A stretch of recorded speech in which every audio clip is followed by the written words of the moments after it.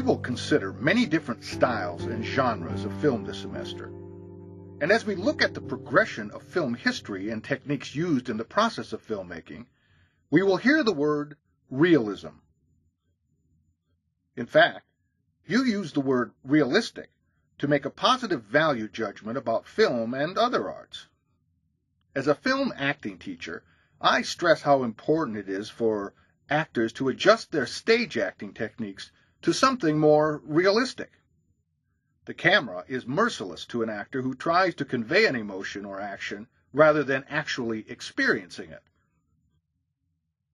It has often been said that film is the most realistic of the art forms. However, much in the same way that film creates the illusion of movement, it really can only create an illusion of reality. Film, when it's at its best, does something much more than capture reality. It allows us the experience of human perception, how humans perceive their surroundings, how we experience objective reality. We experience film the same way we experience dreams. We are in the dark. We are physically immobile. And yet we have profoundly meaningful and sometimes frightening experiences.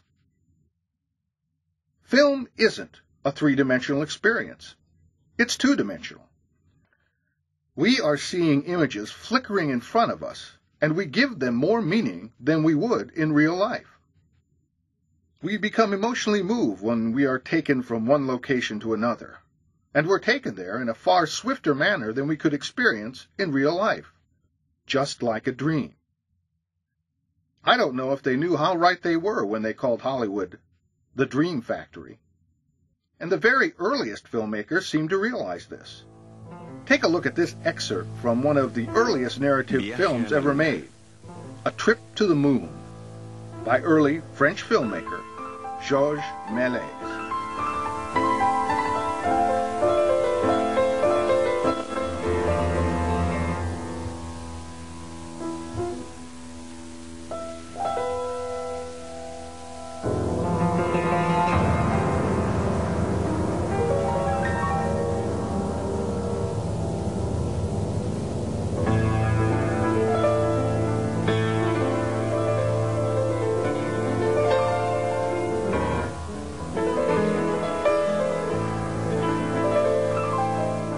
Here's an excerpt from one of the popular series entitled The Dreams of a Rarebit Fiend. The filmmaker was Edwin S. Porter, an American who is often credited with making the first American narrative film, The Great Train Robbery. But here, in The Dreams of a Rarebit Fiend, there's no realism attempted.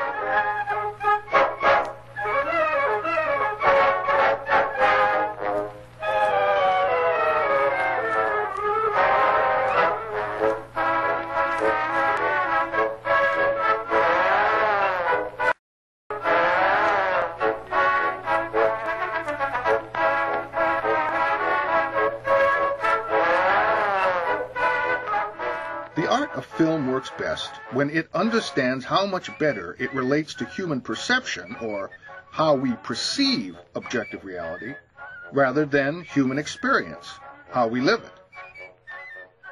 Films that are shot from a character's point of view rather than an attempt to capture an objective reality, such as The Strange Cabinet of Dr. Caligari, A Clockwork Orange, and Napoleon Dynamite, offer us experience filtered through the perception of another character.